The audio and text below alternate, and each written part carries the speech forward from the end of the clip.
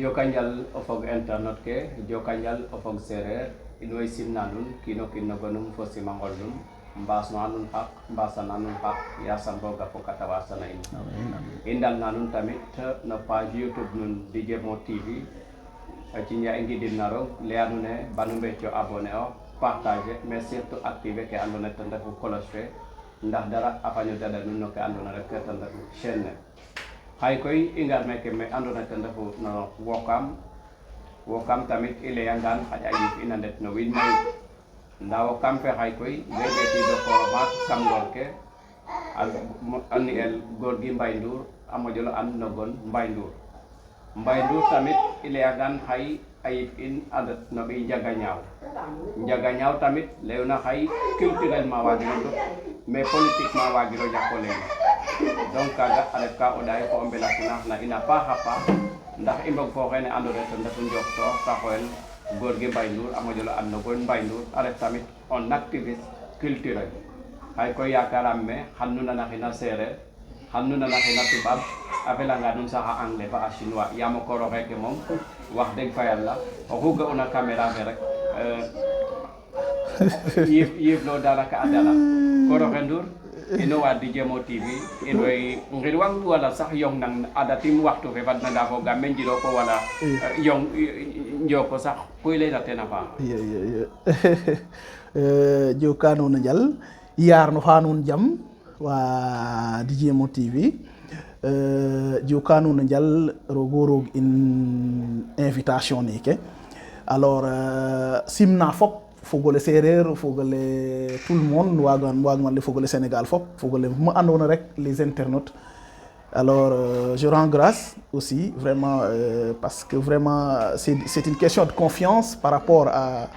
à l'idée ou autrement dit une question de confiance par rapport vraiment à l'information na andoona le te ref ka gem lem ka nuun te tax nu ngaro meke xane bugum mbogof a mi waxtaan reke c'est vrai voilà waagima ñak gidma nuun vraiment ne ken mbi'aayo moom c'est votre rôle vraiment waagna at saaxar jof a paam geeke ka fog te iyo mbaxtaan tayo fo wiin we ci'ta des informations conscientiser ayo alors voilà informer ayo éduquer ayo c'est ça merci beaucoup iyo alors xator layam no ka faaxna na présentation fo ndax waaga ɓaato numtooxid ten rek ndax wiin we moƴo and Mbaye Ndour. Voilà je m'avais directement faire une petite présentation surtout layan fog sereer mi lembel Gorgui Mbaye Ndour Njaga Ñaaw moƴel an ma no Mbaye Ndour iyo Mbaye Ndour Gorgui Mbaye Ndour ref kayit gen Mbaye Ndour atmo iyo ando alors moi je suis un activiste culturel tout à fait Njaga Ñaaw xo nan rek an le an naan rek an sax c'est un fief de culture sax cosaaniro iyo mi moom o xene véhiculer a cosaan te refum iyo xa anda xamen tamit anda xamon gaga à part gaga je suis un politique je suis un leader politique socialiste dans le département de Mbour je suis le secrétaire général des élèves étudiants socialistes du département de Mbour. Voilà, mise en part la question culturelle. Je suis un homme politique, vraiment un politique du fief, quand même, voilà, c'est à préciser. Ça, c'est le côté culturel, tout à fait côté, voilà, côté professionnel. Je peux dire que je suis un produit de l'ISE. Mon Master 2, je l'ai fait à l'ISE, à l'Institut des sciences de l'environnement. Mais ma base, jusqu'à niveau, j'ai eu ma licence au niveau du département d'anglais. Alors, les base en études, presque c'est en anglais.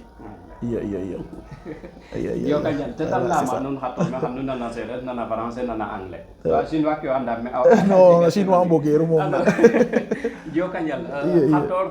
vraiment ko lay na présentation fo saate fa andoona yee xay fogaam me sax jarate ta présenter la Sénégal ndaxte i layanga ke andoona yee ten refu saate fe Njaga Ñaaw wax deg fa yala i anda cosaan fa aada xay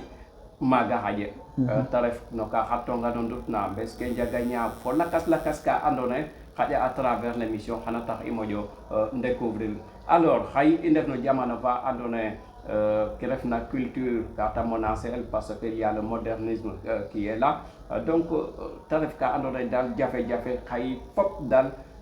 ambuga occuper ko to ke andona ten refu culture to ino sereer i njeg ten a d'après les études sax jega wa nan ma dalay d'ici 50 ans i ngorgorlooxange la langue sereer xana disparaître te ref ka andona ye a ɗoma trop ndiki i layanga ke andona ye ten refu culture i mbuga o duqa paax a paax ke andona rek ten refu carte d'identité fena culture fene. Merci beaucoup, Monsieur Niakh. Alors, je serai très ravi vraiment de me prononcer sur cette perspective, c'est-à-dire la perspective identitaire de la culture, précisément de la culture sérère. La culture en tant que telle, définir comme lem kang teref gene lembel cosaan teref ga soseena o njiriño tax ta sosel ga soseena o njiriño tax ta sosel identité culturelle sens ne te jigna teref ge o kiina warna ñowit u ñowu mum sak no waago nga lem to ten. Alors la culture a ref ge yaajna o définir o gangaan en français ku lem ka waaga lem c'est l'association des valeurs, des mœurs, des cultures, des coutumes, des traditions, des civilisations, des rites même, véhiculés par une langue et qui varie d'une communauté à une autre. La langue, c'est c'est l'instrument qui véhicule la culture. Tu vois, la culture de Tengan, on dirait identité culturelle à faire parce que tu es régi ou kin. Au fait, aucune versification de la langue française. Tout ce qui régit l'importance de la langue française se repose dans la versification. Et son histoire. Donc, culture, c'est au début et à la fin de toute chose. Quand je me prononce spécifiquement dans la culture sérère, autrement dit, ou traduire en France, leadership. Par les bandes d'Ohalin. Un savoir-être, un savoir-faire, un savoir même devenir, question de développement durable. Na delem, na obey, na achaf, na angid nof sax. Parce que nee na ugia unanang tig jafling fele nga nan kat no la mu bafang ma nan kat no siva ugia ang tig chafadak ugia ang tig jafling fele nga dit katuma siva ube kang tig ube fa dohang fele anda ge ko warti mbekte ube ajiga anon le ujaf warne u kalante ujaf of rek kema trefu nyaa not fop yo serer na identité cerer nene ugia cerer am leyo gangan genem lem kan cerer refe dara refe nge u nyaa no do xenlere na me serer ñew togin u nyaa no do xenle leadership ngan nene comme le mba ko rax d'habitude même refta au niveau de truc vous n'avez pas besoin de vous inscrire en développement durable ni en leadership parce que ce que vous avez d'éducation de base, c'est-à-dire nigen yarena, vous avez juste besoin de matérialiser ça, vous avez juste besoin de professionnaliser ça, vous avez juste besoin de mettre ça en application, adapter ça par rapport à votre vécu quotidien.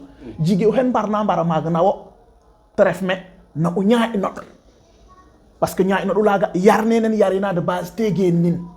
tref na angid na nof na chaf na ubey fop est-ce que nana gaga ref la culture ref ga warona ñowit waxay nana alors yar naga fop na in alors sur le plan de développement durable, sur le plan de développement personnel où tu as vécu avec l'oiseau qui confectionne son nid gine ki nak tenu detan to bof denu detan to woñitu detan alors bot yeyet na gaga fop ref xam arer ge uduuf den pama ge uduuf den pulox ge uduuf den ainsi de suite gen fop ref ga non te jangne lu bor alors particularité ne warone jig avec le vécu wara waga goutitir automatiquement. Si tu as une capacité de cernement scientifique de loin, wara ji ngoutetir faw andon le ngetti ngeru genen telene visiter aéroparc njot ngeyo anderno to tref gen ñewtel war gaga do ngi ñewtel Donc cet aspect identitaire là war a waag ref notre particularité par rapport à notre identité culturelle ji a ñëwta nde ceereer na culture ne na a ref ga andoona le xane fat an le te ref fop ce qu'on appelle la valeur, les valeurs sont rattachées aux mœurs. Mœurs gana manam xam fadde c'est le côté de la question politique det ngan xane les mœurs te ref ga warona jomlo kam njangin nene éducation nene jegna ga warona jomlo kunana kun kin jom nangam ga warona jig fi jom te ref ga warona jomlo rek jom wenu fa pof jom le bu yof go warer non leb jom mbappu de bang waroon a jom rokku sax wat taf lan wiru ngeen o fañi no fi lam ka foog nag waroon a jom lu gagale mbel les mœurs waag da la metu kin xane waag kër gi identifier ce qu'on appelle les mœurs, les coutumes, les traditions, la civilisation, les rites et les valeurs. Mais les mœurs les mœurs sont rattachées aux valeurs. Vous bafouez les mœurs, vous perdez les valeurs. Elles sont très rattachées. Vous bafouez les mœurs, vous perdez la valeur. La culture, c'est ça, de façon générale. La culture, c'est tout activé, rattaché à la nature. Une capacité de cernement, une capacité vraiment d'appréhension scientifique. Jangit kirute dara. Umof arerge roga yara korna gara gëna fogna famille en arir ga fop fo nan bogna tan hata do commencer be ayuneke o jigi ngiro o beera ho yaaji jangin ke ran dara to wara jang nit may waxina na xam te ref ko anon le gaga te ref gi a ñewta parce que o séré ro xane re bugna paaxi a ñew da tan andin kale bo séré kan bugna paax gaga ka ñew da tina andina ne kin baxan anda gaga meta mu kitna parce que o séréer ka an gana rofa ka an garofna bane o kin rofe ane sa ndofeen ndofan ane o ko rofe alors garofna na in binda jiga gena rofna bin o séréer ka an dim wayna na xam bo abugma paaxi abugma kani abugma mosi abugma jam o séréer bugna jam bugna ñew da ragane o kin jame fa jam fa jaman re bugna paaxi ragane o kin baxan re bugna kani ragane o kin xenan re bugna mosi ragane o kin mosan gi awene genang fiten bidling anda wen so bit ko ro fe fa ndo fi wagane onga de ngar ka ngeno fo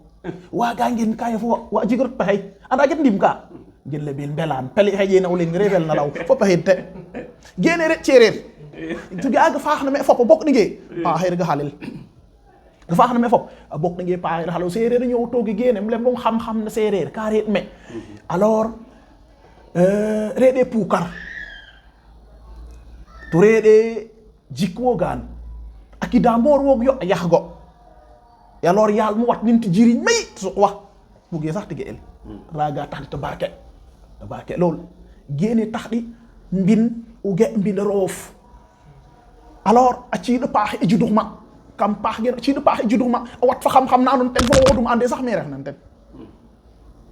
yo te taxi blem ndax le an pod ngat na o kiin ta mosel fa du mbin ta mosel te dito wala alors nga ki no gañu na ta dugdel te dito wala ngam re seytani de parce que ne te ñew tok na la nature a horreur du vide ne te ñew tok na paax te ñew na ka tax den c'était des conséquences, c'était vraiment une sanction positive par rapport à leur mode de vie. Gagatredi, ce qu'on appelle une maîtrise de la physique quantique. Ou qui n'ont pas d'endroit samway ou natin fa orex wala ou natin ou chini rek samway xamedin botahen. Xamedin botahen yal ma def mana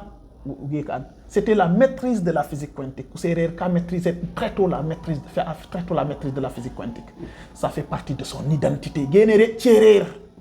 Xanana bon identité né mais na commencé à voilà tout géné wara andel tuna kam gaga té taxam lem gem ñaax ka wi no tété refi in sérer fatabat na ngor gor loxo. C'est pas par hasard ande fumé. Comme Sénégal, nous sommes les premiers à occuper l'Afrique de l'Ouest, c'est pas par hasard. Cette identité là ka jigget mo ñaalé to rogo mo ñaalé tini ino. Identité ni mo sama lem den alors naga andon les xej en termes d'identité mais ni laaj ka dété en termes d'identité tout à fait l'importance de la culture c'est surtout l'importance de la culture sérère gref na chérer ou ki na war na bok a bok tin an saxre ke jaman saxre ina taxel ka xata gaga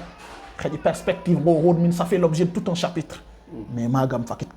tika in séeréer fato ɓaat na ngor jaman saxare in ina xel ka xata a ɓaat na muñ na mbokatat ni na wiin we mbirat ni na ɓaaku lene parce que jaman saxare in séeréer we el xel ke etta kaga roog fi in jokano njal fop vraiment ki nga développé je sens net que wax dëgg fa yàlla il y a un petit Senghor ici Léopold Sédar Senghor donc ten taxu sax Senghor ndigilo Sénégal certes il y a nu mu tuddati ñaan leen sëriñ we ainsi de suite mais avant kaga le sens de la nation kata ref ka andoona yee ten sax taxu jam a moƴo sax men et tout ça xay a jeganga xay c'est grâce au président Poët Senghor i to kaga tamit donc ka andoona yee na cosaan fa adana seereer rek taxatun te ref ka jeg na solo xato bo fa ndik no ke xa jofna na carte d'identité fene xay nam o seereer a anditogel ndigilo a jega caaku ka andoona yee limano maaga nda nam a ñootoogu faak fa fede faak seereer xaƴa i nga anga kino andoona yee peut-être a jega nangam wala a jega nangam i mbaaga lay automatiquement o seereer o yo garang rek andoona yee xane o ɗeetgaan sax kam reef te rek tour xan lem fadat te xano warno waaga an ceereer reege bindeenan dagid nen kiinox ndaa ka ref o ñowoɗ ka ref o ñowoɗ kam o ñowoɗna ka omo ñaaɗinoɗ o leyoɗ o pi'oɗ o fopoɗ est ce que ge'ano o ɗo lenem fakitta ndax ñaaƴeleel ndax donuleel treflem ndax gidileel ndax nangam gene ne taw séeréer a ñëw toog naana gaaga te ref ceereer parce que o fokotang leb bo xane fa séeréer we fa fulaan we fa joolaa we o geen nang den xa jaakeer na a teklax lool na jig na andon le gaaga o geeket wan ke andit kiro séeréer of iyo ndaa ka war séeréer of yaree nan ceereer tigi ka war met ref na a rañikux eeta rañikux naxar na paaxi alam lemong toor séeréer bug ni jam ragat ne o kiin jame fa jamaan jam anda o paal ka ale ba jam o fulaani ka ale ba jamit di nana fulaan ne o kiin jame fulaan ne ero o kiin jamaan ne ero o kiin sax jig jam siwa cam faalo ku nano kin lemong la an da nu nene yu geen fo parce que kan jigno nuni jigno man noni ban ko xot win gen jiget jigen nayo gene te ref identité ga anon li xane te o kiin war waaga andi du séeréer ma refo na xane joman wo le mba ngong tor jom go waro na jomlu joman wo ful nen wo fayd nen wo valeur gene barna ngeen ful nen wo fayd nen wo fa go waro na anon te waru nyaa gaga war ref ga anon li xane o ge war rañi el wo dal di udal na di hay kede ko yede anda mo séeréer ko gaga de e jigda ke wañ wa paaxi na to a wara góor lootel pour mi ge ma ge im ka xana ka wara góor lootel a yar na ɓasil ne ga faaf na gaaga toluñ ga anon li xam ɓatan kangu ten tref xane on a été envahi par la civilisation occidentale et la civilisation arabe séeréer we a ñëwooga mais ga anon le religion ngarir nayo ñëw paaxi orte di da ñëw religion gar ni ñëw religion gar nayo te changer malheureusement parce que ñàkk an tout à fait xari ada dal xoyta ka fog mi ni gene waxay nana xam xane lema nga xane wat nga xam tulu ñaan tum lemong le la cuillère donc ce qui nous est très accessible kim sur le plan sociologique ce qui nous est très accessible terre à terre gen in exemple gagam janka tref anon le kaw kin dal ka comprendre no mate in ka ref nano kin fi gete jigna anda o kin fi gete jigna ngo reero ge kem lay kanun ka ref nano kin fi gete jigna ngo reero dara xane o kudi a ñaamu kudi le manger avec la cuillère c'est maintenant c'est réduit à une incarnation d'une certain degré une incarnation de modernité ou degré de modernité ou degré de civilisation si je peux m'exprimer ainsi et alors que il n'y a pas plus moderne et plus civilisé que de conserver ce que l'on a de bien question de concept yo kolɓetik genu geeke bok ñaamta den ka fogin civilisation nen ino xari moƴin dara moƴeran aɗa gat nam lem kan dara moƴeran o kud laxana fat o an le c'est fait soit en cuivre soit en nickel soit en argent soit en tout cas en métal de toute façon en métal siva a waaga ref cuivre argent nickel zinc fop geta ref ka siva fat o an le fo machine ge fo nangam geke fop garna me ay de o ñaamtanga o kudu fogiro kam leyong le baab kam lemong le anda séeréer kasu goog aso a un ainsi de suite mais garame réduire an in gene fop cionene ndax c'est que dommages collatéraux nga def naa te autrement dit c'est-à-dire les effets secondaires nga def naa te soorale tando machine neno una xane en tout cas una bu unag mbago c'est juste mu le moom ki anon le wino nga jerte xel ça nous est très accessible ka una ba tamok mbago tam place lo ulem ndax na c'est nitrate de cuivre ou de fer tu manjof yo kam kot ge mbag yo c'est nous qui les consommons ce qu'on appelle les métaux lourds ge consommer en métaux lourds xane wagnu lim wagnu an et il y a pas plus cancérigène que ces nitrates. Ça c'est scientifique. Mais sorale tandel. Comprendre hamo. Alors a unal unto gona fofo olge gal fo pref kite. Way nana ham. A fel dom dana. A jafin dana fatu an le umbi ognana. A njigday o hudol to hudogna parce que ka activé ils étaient toujours en activité. Gagate sorale tandelol way nana ham. Xane koudle ça rime avec une assiette. Et l'assiette, cette assiette, tu manges avec une assiette et retiens que c'est l'individualisme. L'individualisme, Senghor avait dit à l'homme blanc que nous vivons en famille patriarcale traditionnelle africaine. Il y a l'association, il y a le droit d'aînesse, ainsi de suite, qui sont des valeurs qui régissent la prospérité ou l'épanouissement d'une maison, d'un village, de tout un pays. Vous voyez, assiette lu ñama xane u yipne lu ten damu kud len wo nga wipan kelte bugik nu fagit u jigan kersa giñikro to danaka berang ou berang way na xam alors won si benena sa ge in ronol wala sa halle sa ge aussi bang den bolul xane in we ke def na si anda gem na sa ge aussi bang den bolul nak ndang ne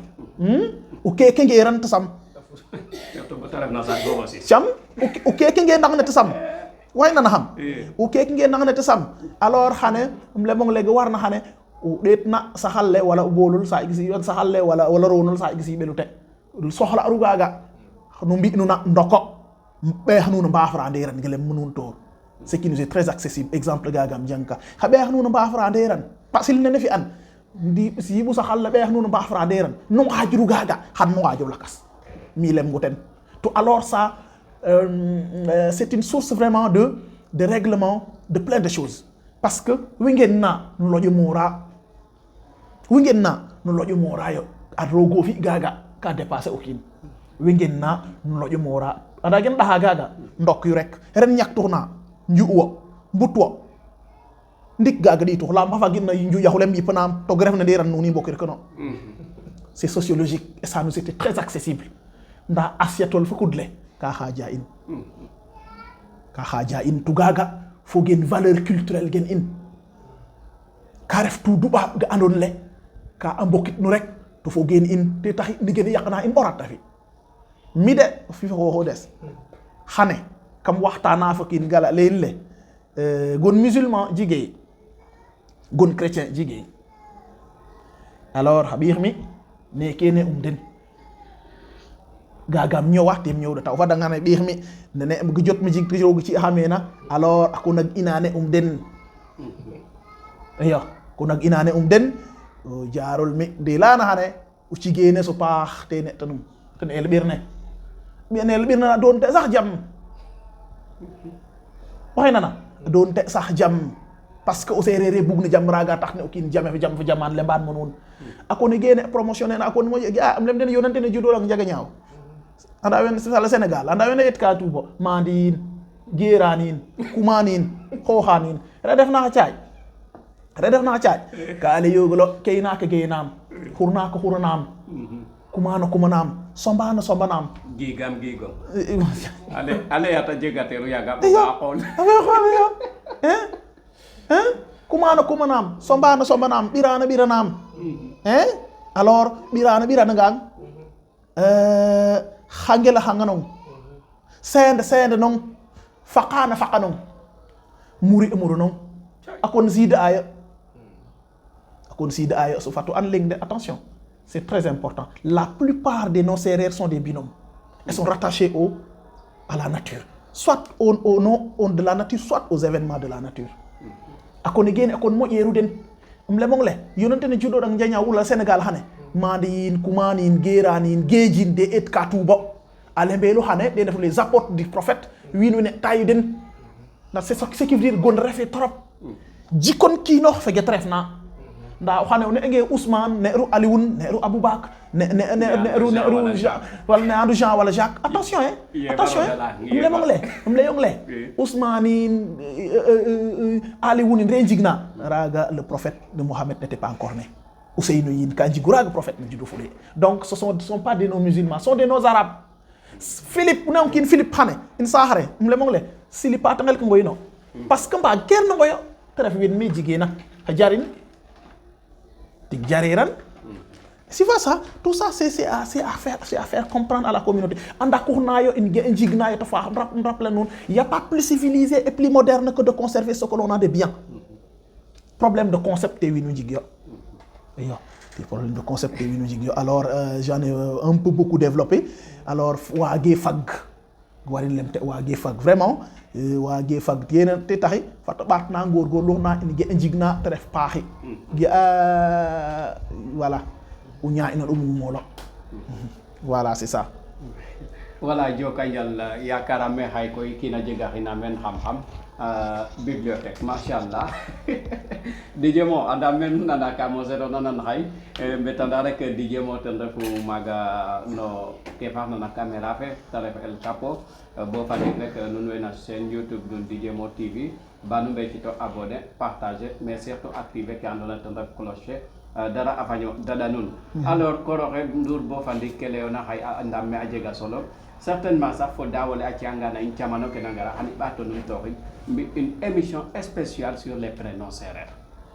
spécial yam ka ref ka andona xay vraiment ça me tient au cœur bo xay on a présenté oxa sax yene say in leme Joël ni am xay geej fe yam o leya ngay geej yene say souvent yoq we jal wala o leya ngay jegan yene say souvent ñaka an jal to leya ngay Richard da content pourtant jegan égal Richard rek ñaka an voilà ñako an justement alors xay ñaka okin ga okin ge rox datna okin ni gati jigerna dat okin ni jigerona ge no win defi ndalatir ngañra mais rigi ono okino datna kedum ni jigona dat to kedof c'est-à-dire na jigono do no xof yino mbaf nga yo c'est pourquoi Senghor avait dit aux gens acculturez-vous avant de s'ouvrir parce que demain à partir au métissage fait ge ano mondialisation neme win fop ka fok tour nda yakane okino kin ni get jigna tafa wana bok sadik te rang comprendre hamo sak parce que gaga moju an rewino kino rek na ba kino hota ge jigna waga lalit gi jigona faut s'acculturer et s'ouvrir wagru ñako ouvrir parce que c'est le monde qui le demande na hanana dana acculturation ne yo sadik na ge jigona wagru da to kenof na ge jigeron wagru na nana tuba bo da duba wen tuba ba den wagru na nana pa faal bo da faal wen pa faal comme le yongle o ce gumba pa in wanga ce gemba pa mo am le yongle pour ñi jet non gene tum gi aduba me koy jaga pa faal pour ba ngar nga adapté o tan pa faal bi ñe da na le na nga chip wala min yaangi bereng sa berigo tabut parce que ça ce sont les péripéties de la langue. C'est-à-dire la langue a des coins et des recoins anonlés. Seuls ceux à qui la chose appartient qui peuvent la définir, qui peuvent l'utiliser et l'appliquer à la valeur de sa vraie dimension. Gaga refte. Adjega solo. Machallah. Alors bo fandik rek koroxe lour xay in way nak andona ten refu culture mais culture fene ka ref culture politique fa andona xay i mbuga o num toxid ten culture politique Sénégal fa xay. Merci beaucoup. C'est une très bonne. C'est une très bonne question. Faut comprendre une chose. Je vais vous dire d'abord une chose. C'est-à-dire le Sénégal comparé à la sous-région. Le Sénégal comparé à la sous-région, ce que le Sénégal a de particularité, avec plus de 22 ethnies. Et la culture politique sénégalaise a épousé une certaine stabilité malgré que Sahara Fadona des coulisses, mais le Sénégal s'est singularisé d'une certaine valeur équilibrée, très manifeste dans sa culture politique à l'époque. Quelqu'un me dira c'était par rapport au contexte et c'était par rapport au niveau de vie des consciences des gens. Mais en tout cas, cette constance dans le cadre de développement, dans une dynamique de développement de la conscience peut exister. La constance du rythme avec une conscience bien stimulée une réflexion, un cadre éducatif bien stimulé, des citoyens peut bien exister. Gaga kam gimin. D'accord ci ñu duluñ, comparaison nenem le mo nga hator, comparer le Sénégal à la sous-région, toute la sous-région, que ça soit l'Afrique centrale, Tchad, Nigeria, Cameroun, Éthiopie, Rwanda, que la une FOP, que la une tous sont caractérisés par des conflits tribaux, soit des conflits ethniques, soit des conflits religieux. Malheureusement. Le Sénégal qui est composé de plus de 22 ethnies. Hein? Pourquoi est-il un échappatoire? Pourquoi le Sénégal s'est échappé à ces trucs? Avec une politique tout à fait ainsi de suite. Mais c'est parce que nos activistes culturels, nos activistes politiques en premier se sont investis à bâtir ce qu'on appelle une nation. Ils ont bâti cette nation. Et les valeurs qui régissent une nation, les valeurs qui régissent notre nation, c'est notre cohésion sociale. La cohésion sociale. Madame nation vaga kan bugo gefin na sere. Iyo, xam gefin. Iyo. C'est-à-dire, comme le yong tour, saax, gën faax naa saax. Cir gën baax naa yu saax. Activiste culturel gën in génne, maak cosaan wen in wene, gën faax naa saax, kartata bax dinu me. Andu ya wiin we, hake ahden nen olge bi yo. Ohe kage et kanake gen. C'est pourquoi Senghor avait initié ce qu'on appelle le Festival mondial des arts nègres. Avec comme le mot nation tout à l'heure. Nation, c'est les valeurs qui régissent une nation. Une homogénéité linguistique, une homogénéité religieuse, une homogénéité culturelle de façon générale. Senghor a initié ce qu'on appelle le Festival mondial des arts nègres. Pourquoi il l'avait initié? Plein de gens, si vous leur demandez pourquoi Senghor avait initié le Festival mondial des arts nègres, ils ne vont pas te répondre tout à fait, sinon ils seront superficiels. C'était pour se profiter des atouts du multiculturalisme. C'était pour se profiter des atouts du multiculturalisme. Comme gagana, politique nagana, une politique nene, ka génon aref politique de valeur. Politique de valeur. Oui, nous n'étions pas na valeur dans cette politique-là, notre nation. Est-ce qu'on a c'est ce qui régissait notre nation. Ils avaient dit aux gens de se voir, ils avaient dit aux gens, comme dans la nation, de se voir sous un angle de diversité plutôt que sous un angle de différence. Alors, on peut faire un peu de chapitre Gaga, c'est un chapitre qui est spécifique parce que ça fait l'objet d'un chapitre. Gaga, chapitre spécifiquement dans la culture politique. Politique n'a pas dit comprendre unawa gungulem ten xane unana xane kam fu fam bugme mo fo gona bugona tem umlem gat no gar fi gene te def xane unde bondo nata politique ta win waxane ben ak def na ay me unja le ma ngat gi jofenen politique sax dal nga win mais ce n'est pas parce que jigé ga war ma lem mais ou det ngan refi mu j'étais pas un quelqu'un qui s'activait trop dans les réseaux sociaux. Pourquoi? À un certain moment comme fi stand-by parce que lembir nen tiaxan ge fo moser ge yar l'éducation de base.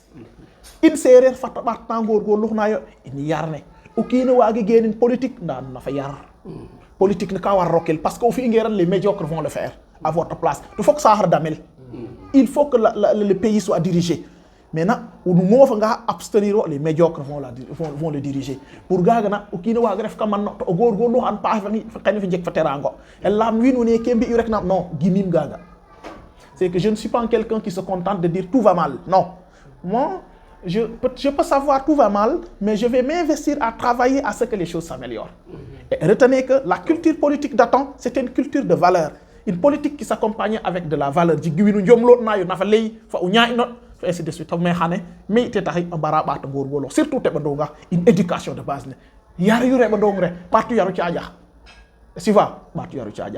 Parce que la politique, au-delà même de la politique gouvernementale, la politique est synonyme pour le mécanisme, pour le philosophie, pour le ligne de conduite, pour le leadership. Leadership n'est rien d'autre qu'une capacité d'influence positivement à un groupe de personnes, une capacité d'influence positivement à tout un pays. rien d'autre qu'une association de savoir-faire, savoir-être, savoir-faire, faire, savoir même devenir, question de développement durable. Projet sax pa man lam ne o xele ñaadin ta doxalin bobu nonu ñaa ina dulaga le bagong ten tref na tiaf na ubey na ngid nof tiga ho ñi nga sax got ma ba ho ñi tom kon na uñis iyo iyo kono xendur kon wo fa xoxof dal yakara ye ken andona ten refu brassage culturel fene ndax a jega impact no ke andona rek ten refu no côté a jega impact no ke andona que ten refu na côté politique fe oxum impact a jegu ten exactement. Voilà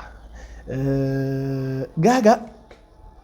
don na gang te xanam le mong brassage culturel nene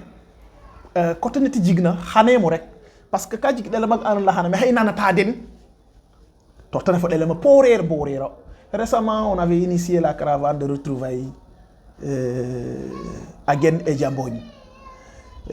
à Oussouye. Ndiagagnaw a été ciblé et notre village a été choisi pour un détournement. Et d'ailleurs, une petite image, en tout cas une petite vidéo, andon le mlalong gem nyowa ge wa gamalem gene kamne it kan win dadik yo kamne it kan win dadik ne tin xana lebel Malik Djedjou, c'est un copain Djola avec qui j'ai beaucoup partagé. Je l'ai mis dans mon cœur et lui aussi de façon réciproque. Malik Dia, c'est un quelqu'un avec qui j'ai partagé tout le valeurs qui a partagé Adil sont des valeurs qu'il partage. Tu vois, un certain Mamadou Baldé, peut-être par hasard, sont des gens des nettagénés. Vraiment, je leur truc, en tout cas, je leur associe de passage, je leur rends hommage de passage par rapport à cette interview. En tout cas, déjà, les Anokafa, dans le brassage culturel. Une brassage culturel, les Andour, les Djedjou, les Adja, les Baldé. Exactement. C'est-à-dire, richesse, c'est non seulement comme le Monga, dans la biodiversité. Il y a le biotope et la biocénose. Mais le terme le plus important dans la biodiversité, c'est ce qu'on appelle l'interaction. Est-ce que vous avez gaga jigte unjiriñ cham androm nana nga tuba nana séréer nana pafal nan fop cham andro richesse rek c'est le charme non seulement mais la valeur même de la démocratie. Le reflet direct, le charme, la valeur même de la démocratie. Par rapport à une perspective donnée, je donne mon point de vue, toi tu donnes ton point de vue, lui il donne son point de vue. Tu sais ce qu'on aura? Ce qu'on appelle une décision féconde. On aura une décision féconde. Parce que njil ka tegamo ina fa serer ka lemba ni ngi jokta serer ka jokta a jogol ayif ayipodo lam bugu jigi ciur mbax bugu jigi ciur mbax yi xan nu jokta jogolo yi fo yi padwa jigo ciur mbax serero le ya gaga. Alors retenez que diversité culturelle nene ka faaxme parce que kino ki ne garta ngeti jigna ay brassage culturel nene le bon dans la politique kino kin fata garta ngeti jigna adet naka angu tatro to kon xana yo deta nga na serer kale ba fa yoki serer kale ba fa yok rek e yo ndana parce que pajati jefandiko tan mais da fadang men pulan hay andro jigna tele ya waref da ret mo jefandiko tan ndaharne fadang men fu yola hay waref pasax fa ko baxte mo jefandiko ta ma ndaw serer kale mo fa yoki parce que pajati mo jefandiko tan ndaharne ka jefandiko ta ko bax ka jefandiko mais paji get mo jefandiko ta mo fa yoki jirak le mo fa wi. Tu vois, c'est très important parce que gaga jigi la ko jig te taxi alors guéné richesse yi rek richesse yi no on te jig guéné perspective ngo hod min xeja ñak na fokat même rattaché à valeur la valeur culturelle brassage culturel par rapport à la politique ne ka kino wara andre politique kino kin ka wara jigar geti jigna boko torna kam politique ne kam fop ren politique ne donc in tout ata faxi fop ata faxi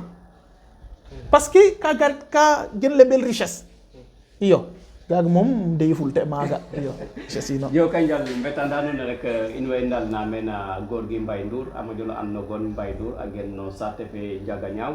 a ref activiste culturel a ref tamit homme politique i kaga wage ñako leen parce que fogam leader politique voilà adwan fogam mouvement des élèves étudiant socialiste du département de Mbour depuis 2017 ok machallah donc ka ref à cheval entre la culture et la politique ten tax émission ne xay ka ala daw mene Père Khadim Sama a leytan alors monsieur Mbaye xay bo fa ndik no ke andona ka xattonga no la calebasse du Gabou wage ñakolel bo meke Sénégal a fadid na xay donc digante Joola Seereer Lebu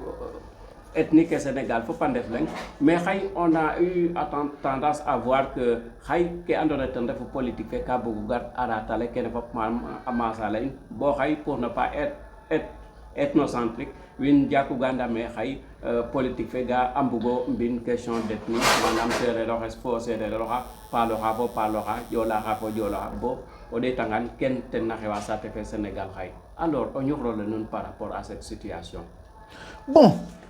gaga kam lem kang mi sax je partage pas très ça parce que ge'odim gaga ñakena jembul ndana ware promotionnel comme Glé Yongotor, parce que activistes culturels on bâtit, nous vivons en République. La République est basée sur des règles et des lois. Mais la noce... Même des donc combat n'est passé, Nadjega fallait vraiment rafet un grand journaliste Netawa Genale, la combat n'est mode Ama Balde, c'est un combat entre opposition et pouvoir. Non, gaga, c'est-à-dire les gens qui sont là, c'est-à-dire les gens qui sont là, ndax ko wax promotionnel parce que ga def na paaxe bokk ngee dong paaxe ga xalil fata bokk na ga def na paaxe angal na yow ka ji ganon li gaga avancer en ce qui est notre véhicule pour que nous puissions arriver à bon port. C'est-à-dire ce qui devra être vraiment la source de notre véhicule, ce qui devra être notre essence de vie en tant que tel. C'est que le Sénégal se valorise de sa diversité culturelle. Le Sénégal se valorise de cette richesse. Richesse, non. Si va, alors les choses seraient monotones. Les choses seraient tellement constantes, elles ne seraient pas riches. Il n'y aurait pas une diversité, alors que ce soit des points de vue, que ce soit vraiment des cultures, que ce soit ainsi de suite. Une diversité culturelle pour me reconnaître un tout petit peu dans un truc. Alors les naissances des langues, les naissances des langues, alors nous ne les contrôlons pas. Nous ne contrôlons pas les naissances des langues. Hein? Nous pouvons comprendre l'évolution des langues et leurs sources. Mais nous ne contrôlons pas les naissances des langues. Ça dépasse le contrôle de l'humain. Comprendre? Ça fera un reflet d'une valeur divine. Comprendre? C'est naturel. Nous ne pouvons faire que nous en soumettre et exploiter ce qui en a de potentiel. Et il n'y a pas plus potentiel que le retrouvailles de plusieurs langues. Parce que chaque langue regorge alors ce qu'on appelle une richesse culturelle qui lui est propre. Et quand elle est éliminée, retiens que c'est vraiment un capital de connaissances de moins. C'est tout un capital de connaissances de moins. Donc que ça soit dans la politique gouvernementale, que ça soit dans la politique de la vie coutumière naturelle, on a besoin alors du retrouvailles de toutes les cultures. Je ne sais pas si je me fais comprendre ou pas. Machallah. En tout cas, alors, comme waxtu fe xoy ada bataay rek mais ipang tikata rek tan def o njir ñong xene njaxa sox nen xeta xene jola xene kene fop o xumo njiriña jeguna saate fe in Sénégal exactement. Ko bugulem une diversité culturelle, ce que tu veux dire. Il n'y a pas de souci. Maga xam sawara mo ñete. Une diversité culturelle. Je te dis tantôt, la diversité culturelle, mais il n'y a pas meilleur que la diversité culturelle. Il n'y a pas meilleur que la diversité. Et retiens une chose, hein? Nous sommes les premiers à occuper l'Afrique de l'Ouest. Et retenez la traversée des Sérères dans l'occupation de l'Empire du Ghana. Dans l'occupation de l'Empire du Ghana. L'actuel Nouakchott. là où était la capitale de l'empire du Ghana, Koumbi Saleh, c'est là où étaient logés les Sérères. Ce qu'on appelle à régir le nord du Sénégal, mettre les mailles de Tekrour. Ainsi de suite. Parce que la traversée des Sérères et les quelques-uns qui sont restés là-bas, Alpulaar en défaut Alpulaar envahir den tongoy utay sax au Fulani au Duklour tout defeer non. C'est aussi spécifiquement faut comprendre les relations qui ont existé entre les Sérères et les Peuls, anon les Dukadel, anon les attention. Alors ge bogna ge aden parce que tous les mots les plus accessibles, tous les termes les plus accessibles dans nos expressions, ce sont des mots qui nous sont communs. Djam, Agnam, Gari, ainsi de suite. Plein de choses. Ganon les Ousimin, ainsi de suite. Plein de choses. Le hasard n'existe pas. Le hasard, ça a une source que peut-être certains peuvent ne pas maîtriser. Ce qui nous régit est très importante. Les Sérères, les Djola, les Alpulaar sont les plus grandes ethnies alors qui coiffent le Sénégal, dans lesquels presque toutes les autres ethnies s'identifient à ces trois ethnies. Ce n'est pas par hasard que nous devons des Iran. Nous devons des Iran. Au milieu, il y a Sima, il y a Tabaha, il y a Kolan, des Iran ou Donan.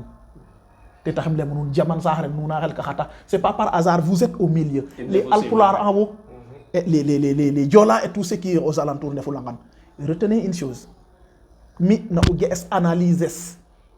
Ga jot mi lire fa ga jot mi ge ka lalam que ro ka di get mo ñale tina séréer we et ça devient un rôle sacerdotal sur nos épaules qui nous revient de devoir très naturellement de constituer la valeur régulatrice régalienne pour le bien-être du cadre de vie de toute la communauté sénégalaise inatawari ga anga ilu nga ba ku leke fi ba ku leke yob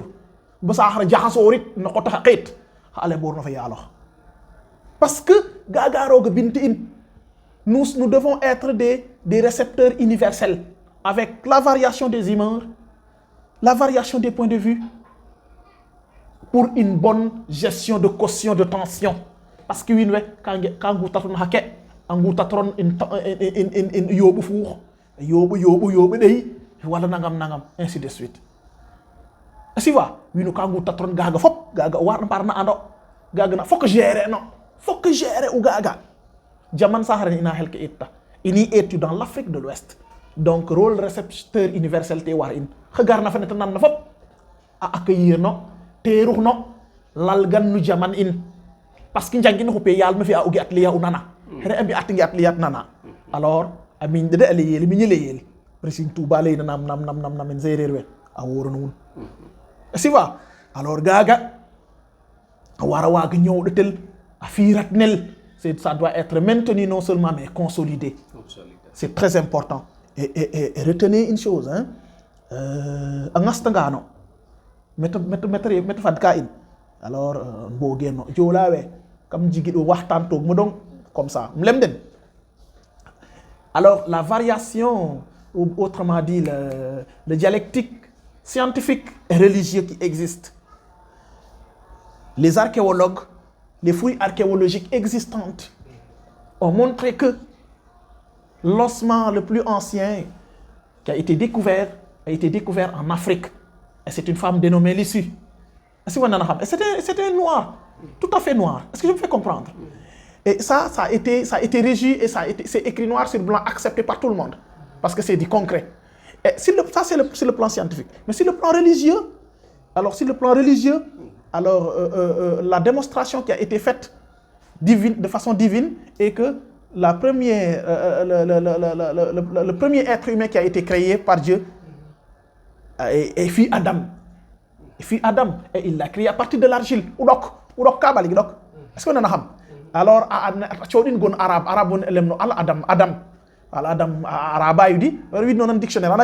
ça signifie le noir. Attention, le noir. Tu vois? Alors, les coïncidences, démonstration scientifique, par rapport à la démonstration religieuse,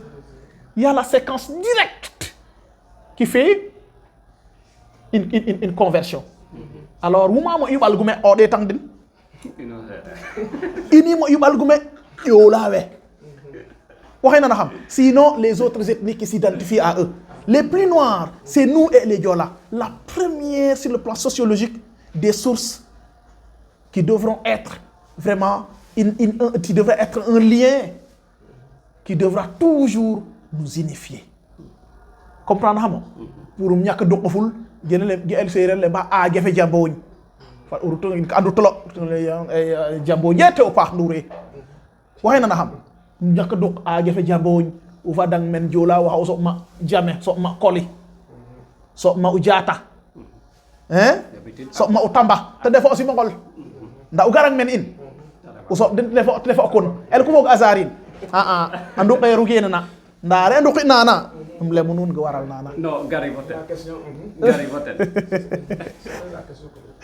voilà c'est-à-dire toujours dans la perspective de la diversité culturelle et son importance et ce qui nous régit en termes de liens soubassement tu vois go fokat ni in nder in fu lebwe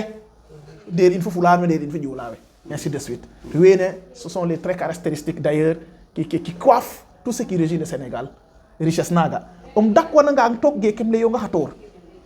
tref u gaga go waral nana refati cigdi ganon le xane redang jangtuno ngin in aaje fe jamboñ jangtuno ngin aaje fe jamboñ alors reta wiin we ame yan le ba in kale ba age wan kale ba agen e jam in kale ba aaje fe jamboñ hene na aaje men in woni e hangel woni e jokka la non tor la plupart c'est pour séeréer te bëgg na ñëw cette démocratie bëgg ñëw dak charme nene ren ana kane o kin nguy ana in jegaan waxé na xam ne wax kin hangel ne in jokka ana en age ana o kin na lewel juma ana in pondan c'est-à-dire c'est la variation c'est le reflet de la diversité existante c'est le reflet de la démocratie c'est le reflet fa ka jigna fet xana jig gaar roog rexesna xana yar ga okin pauvre ka jig wala mo xana riche gene fa pa jiga gene c'est ça l'effet de la nature o séeréer ka ñew de ta gene il faut tu vois alors ga no xana en voilà comment il s'appelle wali voilà ne wali ne el badja et tu vois ainsi de suite tous ces noms là jegano nguy et tu vois ainsi de suite njang biran ainsi de suite ko ne gene hop ce sont des noms binomori presque yo gene peut-être la perspective des noms ça va nous spécifier dans ça comme là nous rek le reflet de la démocratie qui en existe en rapport avec ce qu'on est en train de dire c'est la question de la variation culturelle diversité culturelle genna tok akala lena to ndok inayo age fa jamboñ wago ngolem tum dar non tok age hanena age woni e hangel woni e jokka hangel ana katno sere ne kin hangel go hanga hangu kino hel dans une autre perspective hangu kino hel na basil te def cirum nda gena hangel te def go fagnta bir boto fi o hangin fagnan gekin jalousement lam fonki in age deji gaga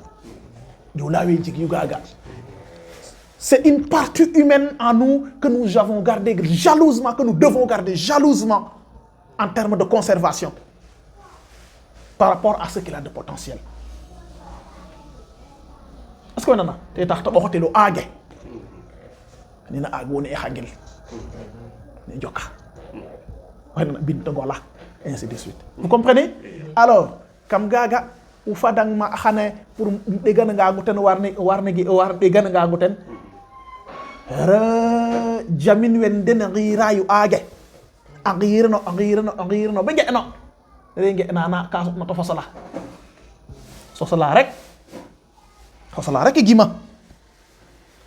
rek gima rek ndeysaan fasala rek gima ya gi so alola ndeysaan rek gima so alola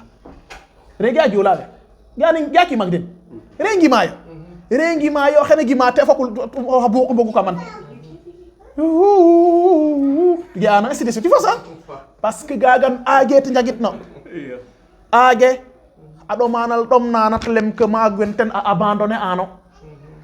tu vois il a été recueilli par d'autres pour former ma communauté mum waxena na xam alors to andit no ndeysaan te yarit den gene anin gima gim genen ɗoman bo wagate bafma to ma ko fa gaga te tax reta gimayo gimak dene jiga halowol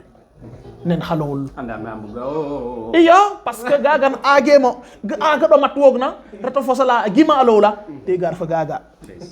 ay nana ham to wadna lem no ay mo age bana ambi ker andi nat lem den me ref na kay wacca wagati me ret sen te bugo nga dafa ten lem den ay mo tamba anon gi ani fonke ti do nga waxay sahare waxay ñowade so go wag at gi om dong tane lem den tamba xamne tinu biw ndana si mo ngoli tref ka xamne tinu biw da si mo ngoli tref ka en ay mu jata na ambi kono cham nanu naga andon le na bad nga na lem ka jata lem den wag tamit xamne tinu biw da si mo ngoli tref ka gaga gar fa jata tamba koli voilà jata fa tamba fa koli fa jame fa do na men jolawe arsi mangola gay men ina kona sane in fop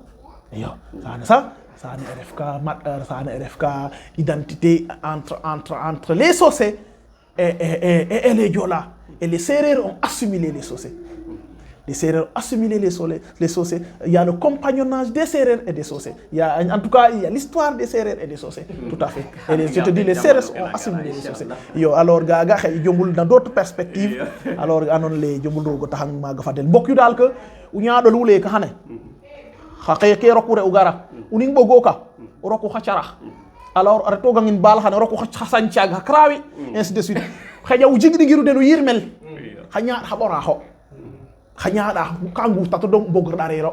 C'est pourquoi je vous dis, Senghor avait dit aux gens de se voir sous un angle de diversité plutôt que de différence.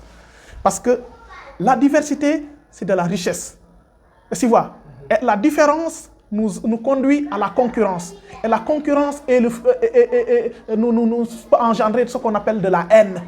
Et quand il y a la haine, bonjour les conflits. Toute la sous-région, problème, c'est parce que problème, Bogordarin. Quand Bogordar jabe nguta tro Bogordar regar mojetir Bogordar rimang mojetir mbagra daragar Bogordar rerim na mojetir mbagra daragar mbagra regar na aragar ka ñox iyo ton musa dara fogi gaga mom fat angor gor lu na bat nana birat ni nana ba kulagi ini birat ni kanu de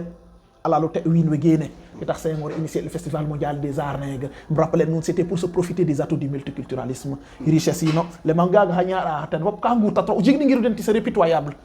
kon wara yirmel on nana xam na ga ref rek ngulwan mi neke ndey rokum xane feet mnirata université man xane rokum ngul belakas ainsi de suite mnirata to gang tigu ngot veste e ning bo do kam hot débatteur nen mi roku ten fop kulmi kangu tatu rek te tang le mo lakas le manu tokki bori kangu tatro da bogr darero c'est de la richesse u jigni ngiru den c'est peut-être pitoyable ou yaakarin sax rendigil naga ref win wona en def yo la langue regorge une potentialité qui lui est spécifique en termes de connaissances en civilisation en coutume en tradition en tout nanon en tendance nanon yola gane u bugu dala an gete ñewta civilisation ne dem lakas gete ku bato ka donc ay yok xaboralo ki no wa yokotin ke dox sans naga donc ti jigi tu gag rek def potentialité ne war na xirel lakas ge o xirata jigi sens ka suxna in ama fu in dong geki mi lem guten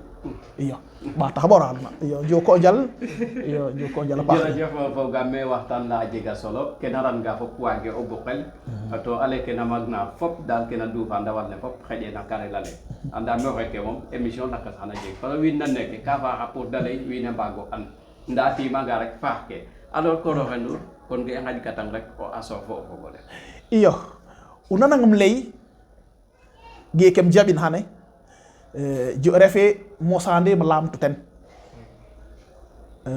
tunkara lemin meke mosahama invité kam fagnit arif nan saxna o kinum satna lem meke pour yal fagn mais ge njoko na rek tadi perspective lakas ga anon le tangayuna en tant que responsable d'étudiant ainsi de suite jigam invité e man lakas mais kam fagnit an atna tamit am fañ le angong xam na séréer ge ketredi ou ko roto gandel to jikko gan ka jigi barke anda gatna barke parce que akida mbor wog yo yal mu wat nen te jiriñ may akida mbor yo akida mbor wa ambada ma non le ge ko war leyel parce que wa ga jang nit ki ne wanante jiggi jangona. Mon objectif juste en est que un cadre de conscientisation vraiment, un cadre d'information, un cadre d'éducation, tout à fait. Gaga te soxla umte. Alors maga atolwa ma andon le ge okina an na tref pa sa xulene wat nen na jiri faaxtin wiin we te taxam le mo xam na sereer jiri ñong gaga tredi jikwo gan redi pukara ki dambor wo yoto wat nen kam le bi den refe dara refe men da ngic daaf ku jokan rek to mos banana nda nange wo xel xajen nga forang xana sam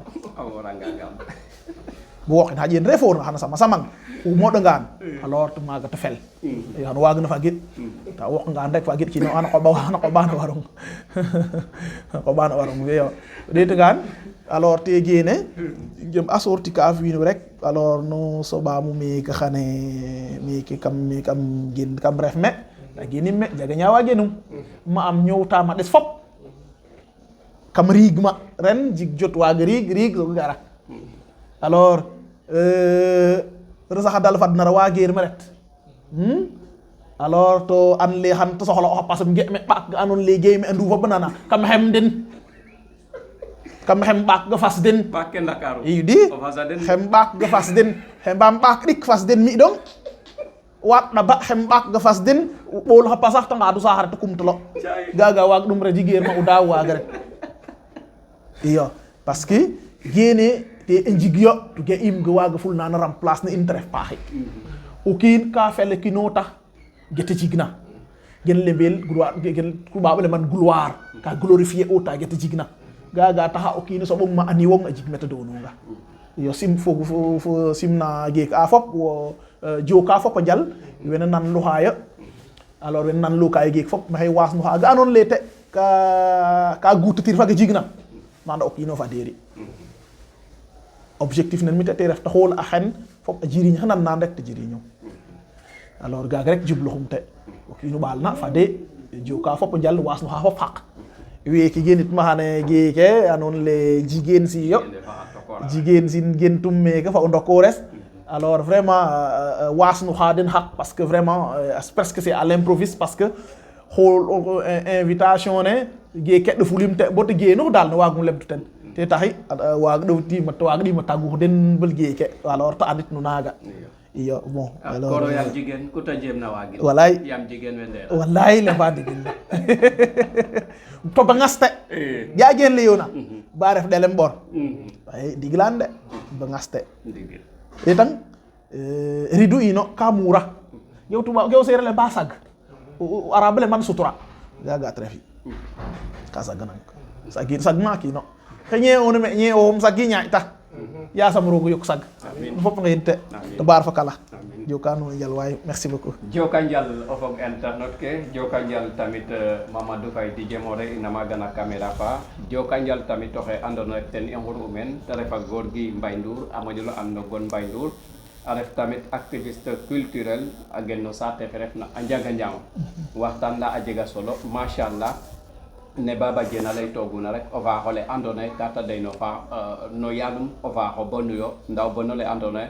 kata dey no yalum tamit o bono la faax na yo kon o va xolo tamit asutwanga rek a faaxa kon vraiment jokanjal no ke andone rek jabana nu nanin alors o fogole i cooɗka nuun o xet rek na pe a minière fo invitation fa lakas mbetanda nuun e banu mbecit o abonné o partager nda activer ke andona rek ton rek cloche fe ndax kuna xewa kam fe nu mbago ndawan njoko njal bo na pe a keke ndax roog fa jam